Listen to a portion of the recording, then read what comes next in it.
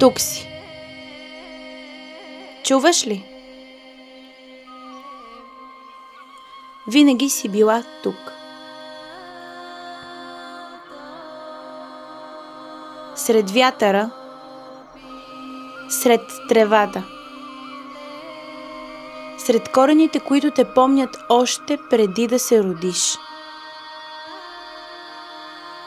Във всеки от нас живее един глас. Тих, дълбок. Появява се, когато всичко утихне. Той не ни казва къде да отидем, а само ни води обратно. Там, откъдето сме дошли.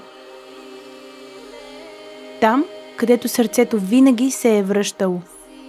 Животът не пита дали сме готови. Понякога боли, понякога е красив.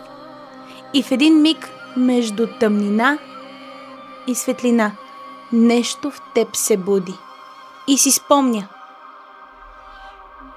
мириса на земята след дъжд, топлината на ръка, поглед, който казва всичко без думи. Земята под краката ти не мълчи, говори по свой си начин.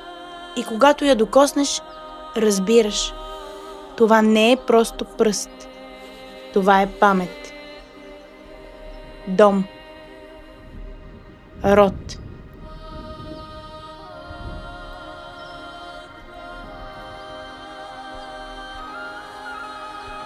Всяка следа, която оставя животът, не е рана, а част от нашия път, която ни припомня кои сме били и кои винаги ще бъдем. Не всичко трябва да бъде открито. Понякога е нужно само да си спомниш.